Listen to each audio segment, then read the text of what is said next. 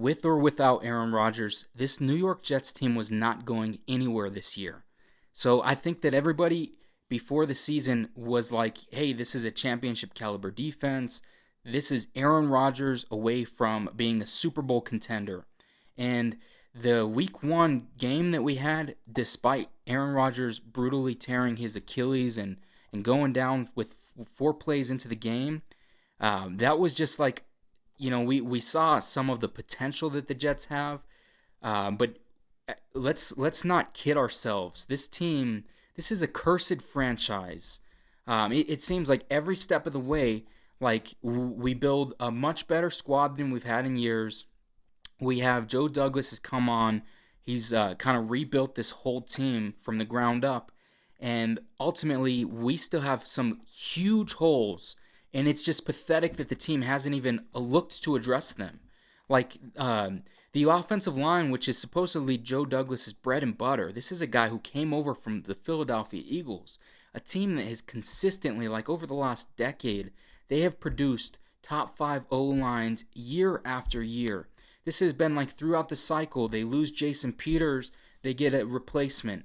Even on some of the misses they've had in the draft, they pick up guys and they're able to build a cohesive unit it's held together, and they've won a Super Bowl based off of it, and they went to another one, and they've proven to this day that they're one of the best O-lines in football. And yet Joe Douglas has not even looked to improve this offensive line. Last year, we looked into the offseason, and we had glaring holes at the offensive tackle position. You have a left tackle in Dwayne Brown that is close to 40 years old, and he's certainly at the end of his football career. And then you had another left tackle in Mekhi Becton that had 2 straight season-ending knee injuries, and there's a lot of what-ifs as far as whether or not he'll return and what's his health going to look like for the future. So, like, to go into the offseason and not make a single move besides, like, a mid-round pick, a guy that's not even probably going to play this season, is just pathetic. It's especially when you know that Aaron Rodgers is coming to the Jets. You're getting a 40-year-old Aaron Rodgers. You need to put every single chip that you have to the table. We have seen teams win successfully. Tampa Bay Buccaneers, Tom Brady comes over. They draft Tristan Wirfs. I believe they made a couple other moves in the offseason that year to shore up their O-line, and they had a solid O-line. I know his last couple years, things started not working out as far as injuries and what have you.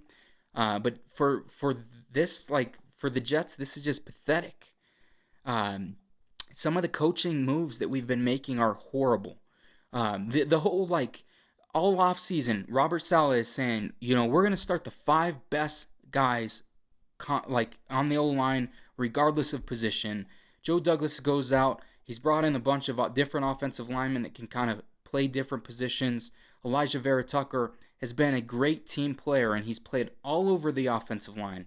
So much so that Elijah Vera Tucker, after a stellar rookie season, switches to the right side because they signed Laken Tomlinson, a guy who's like in his 30s, and he's on the downturn of his career as well, and he has been awful for the New York Jets since he came on board. But you moved a potential cornerstone of your offensive line sides because you don't want to. Because you want to sign this guy, and you're going to keep him permanently in that position. And then to make matters worse, we go out, Dwayne Brown, injured all offseason. The whole thing is competition. Best man that wins the job gets the job. Unless you're the left tackle and you're just guaranteed the starting left tackle position. Mekhi Becton is a natural left tackle, and this is a guy who was coming off a knee injury. And you could tell he was nervous about re-aggravating that injury, playing on the right side, and putting all that weight when he's dropping back on his right knee. And what do? They don't do anything, and they force him to the right side because they want to roll with Dwayne Brown. And if you're talking best 5 offensive linemen, Mekhi Becton should be the starting left tackle, and Elijah Vera Tucker should be the starting right tackle. But that is not the reality of what Robert Saleh has done. They are not doing the best 5 offensive linemen. And today, I understand that the injury on Aaron Rodgers was not Dwayne Brown's fault because of the nature of the play. But if it wasn't last week, Aaron Rodgers would have got hurt today against Micah Parsons. They left Dwayne Brown, 40-year-old Dwayne Brown, against arguably the best edge rusher in football on an island with no help. And then you get Zach Wilson, who's trying to show some improvement. This is a guy like, at this point, I can't even fault these quarterbacks that end up coming to the Jets and they look like tremendous busts because Zach Wilson is not Johnny Manziel. This isn't a guy who's out partying every weekend. This is a guy everybody talks about how hard he works. He has all of the skills in the world, but you do not put him in a position to succeed. We had Sam Darnold, similar guy. Nobody had bad things to say about the guy, but you put him with Adam Gase and the terrible offensive line that he had, no weapons. And it's like, what do we expect to get? We're not just going to have, Aaron Rodgers doesn't usually just come into our laps and, he is on the team now, but he's on IR all season. And like the Jets fans getting excited, like, oh, maybe he's coming back for the playoffs. What playoffs? After watching this game against the Cowboys, we cannot expect to make the playoffs. That is such a long shot at this point. We're going to go in next week and most likely lose to the New England Patriots, who, I'll remind you, we have not beaten in years. And Bill Belichick is a great way to get under the Jets and stir things up. He makes things terrible every time we play them. And then we're going from that game to play against the Kansas City Chiefs. And then we play the Denver Broncos, who are a team that, probably has better coaching at this point. And, we barely beat them last year. And then we go against the Philadelphia Eagles. So we're looking at a situation where we're going to start, 2-4, 1-5? Like, this is a disaster situation. And all of this could have been addressed in the offseason. All you had to do is pick up an offensive tackle and address some of these other glaring holes on the offense. You go out and you get Nathan Hackett, a guy that has not done anything in his NFL career of note. He was the Jacksonville Jaguars offensive coordinator, and he didn't turn around. Like, Blake Bortles is out of the NFL. He didn't even get drafted that long ago. So it's not like he made Blake Bortles a franchise QB or anything like that. Blake Bortles is retired. Like, this is and then he goes and obviously he succeeds with Aaron Rodgers, but the Packers, as they're showing, they're still a solid football team without Hackett. So was it Hackett who was the life of the offense or not? And it certainly doesn't seem so. So he's done nothing to show that he can develop a young quarterback. And this is the repeated cycle that we've been in. We get Adam Gase, another guy who could never develop a quarterback, and we give him Sam Darnold. And then we're surprised that Sam Darnold doesn't develop. And then we're doing the same thing with Zach Wilson, defensive-minded head coach. You give him a rookie offensive coordinator that does not pan out. You fire him after 2 years. And then he's got another offensive coordinator now that's not putting him in a position to succeed. So we're going up against Micah Parsons. You leave Dwayne Brown on an island. You forget that Jeremy Ruckert blocked his ass off last game. He had one of the top Pro Football Focus blocking grades of everybody in the entire NFL last week, and then you hardly play him. You think that it would be a good idea maybe put him on the side of Dwayne Brown, help block Micah Parsons, just the best edge rusher in football? This is like a modern Lawrence Taylor type of player, like a generational talent, and you just put a 40-year-old guy he can't do anything against the guy. Like, it's horrible game planning. And then you have other decisions like CJ Uzoma being like lined up at wide receiver in the slot when you got Mecole Hardman, a guy you brought in over the offseason, a guy with elite speed, one of the fastest players in the NFL. He gets like 2 snaps the whole game. He gets 1 catch. It's like, hey, you want to try to stretch the field? You want to, try to make this offense like win this game? And then it's like, going into this, I didn't expect Mecole Hardman to get a lot of targets or get a lot of snaps because what I thought we were going to do a lot of is heavy tight end sets where we're going to block the hell out of the ball and run the rock like we did last week. And I thought we were going to give these guys 15, 20 touches apiece. You got Dalvin Cook, Breece Hall, and what do? 4 touches for Breece Hall. Last week, his first 2 touches, he went for over 100 yards. You can't give him more than 4 carries. It's so stupid. And I understand you get to a point in the game where you're down 20 and you have to air the ball out. You can't run the ball every play in that situation. But that was not until the fourth quarter. You had 3 quarters where you could have changed things. And then like Dalvin Cook, Jets fans are gonna hate on it but he also only had a few touches. Like I get that he had the fumble. That was a tough fumble, and the thing is like he was the same player in Minnesota. He had those mistakes, but he also has that takeoff. Like he could turn any play into a big play, and he's an elite athlete. Like when he gets the ball in his hands. So I get why they brought him in, but they're once again not putting him in a position to succeed.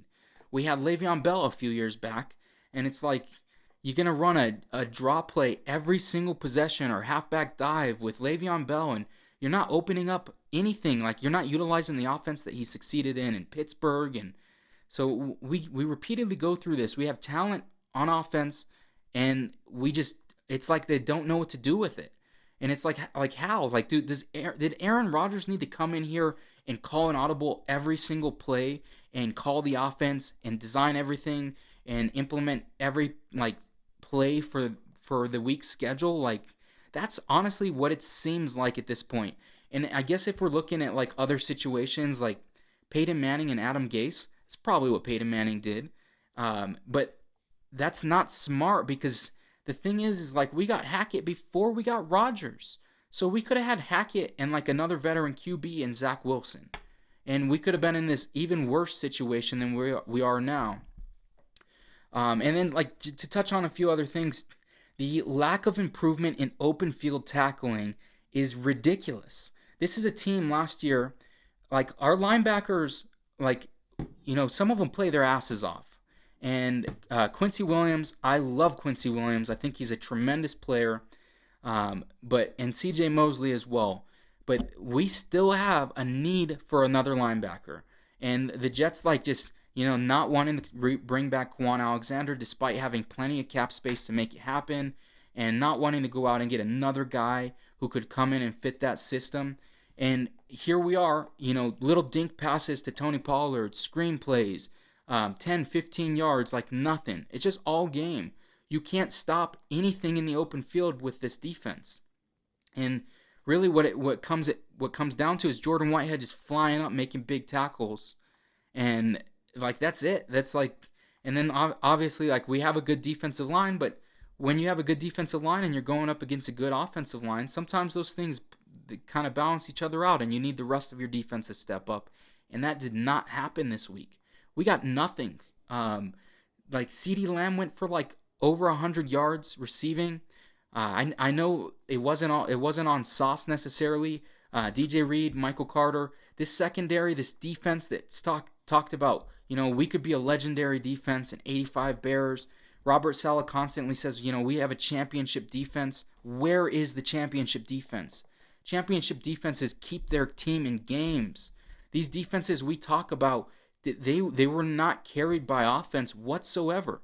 The Bears did not have a great QB the year they won the Super Bowl. The Seahawks had a very young Russell Wilson. The Ravens, the 2000 Ravens, they didn't have a great QB. The 08 Ravens, or the other year that they won with Ray Lewis, in his final season, they had Joe Flacco, and Joe Flacco was never a top 10 QB. You could win if your defense is that team, and if the team offensively can actually support Zach Wilson and help him in the ways that he needs to be helped. He has shown that he's willing to work. He's got the work ethic. He just needs help. He needs help in his coaching, in the play calling, and the utilization on who's on the field.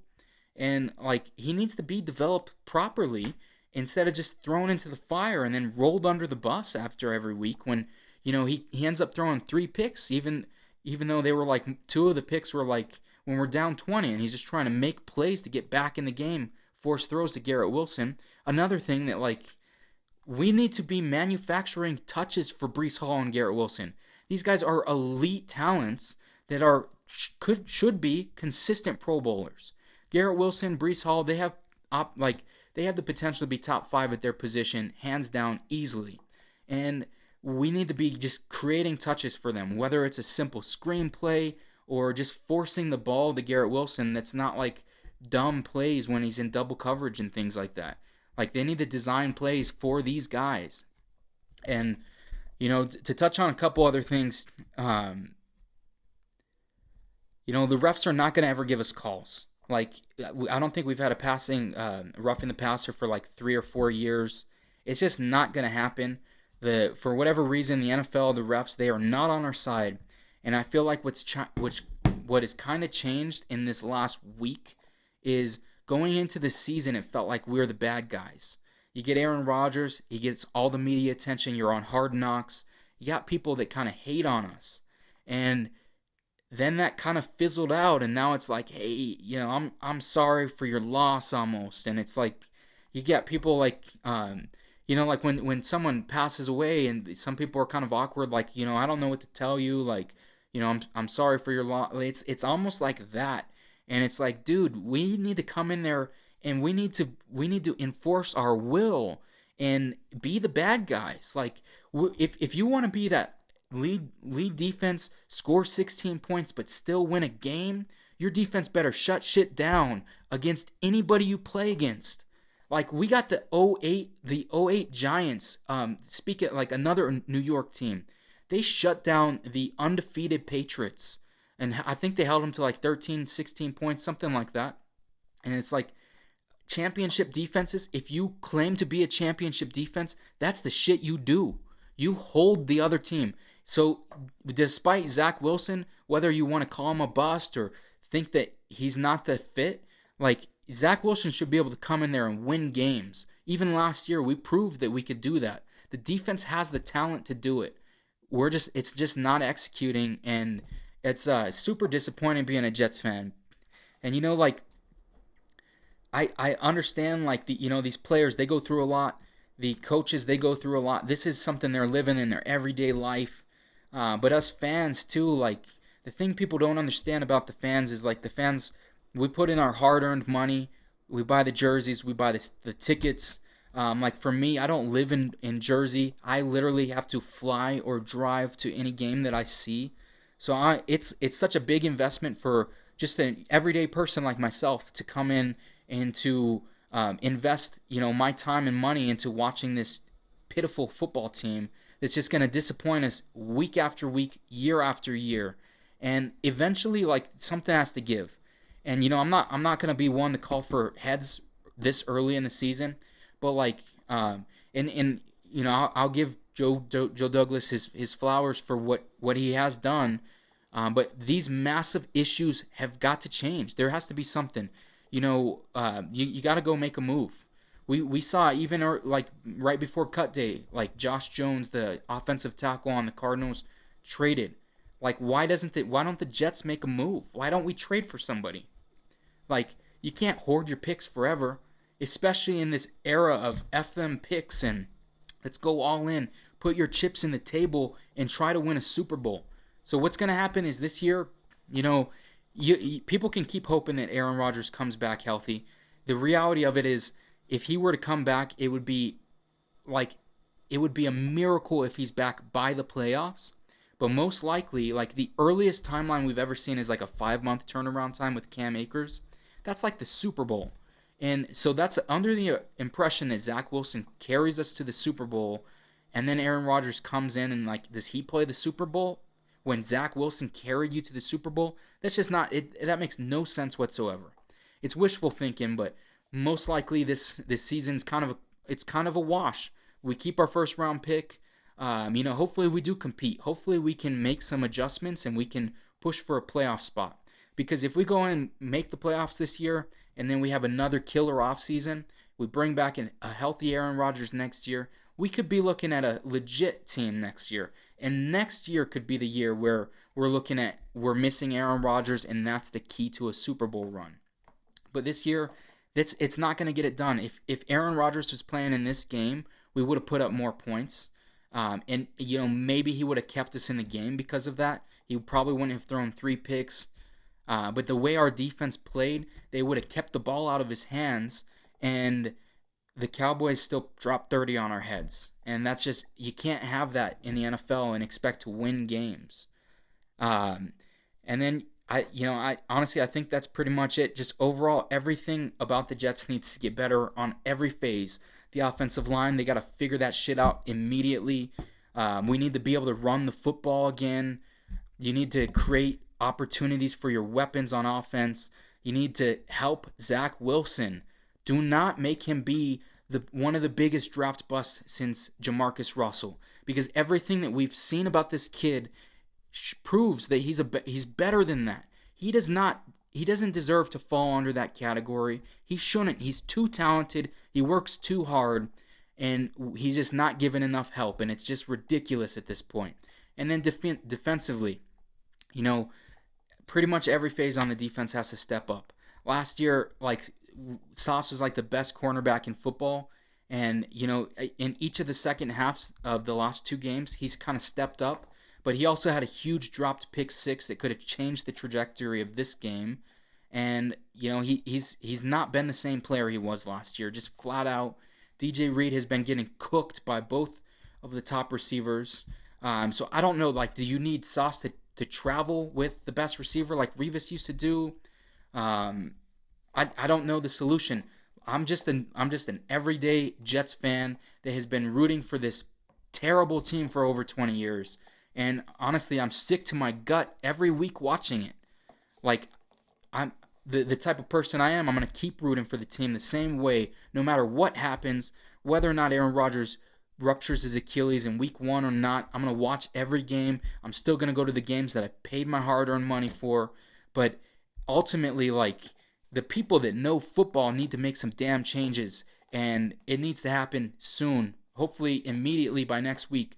But we're coming back to play the Patriots, who have our number, and we haven't been able to beat them in like 5 years or something crazy like that. So it's hard to be an optimistic Jets fan knowing all of this shit that's going on.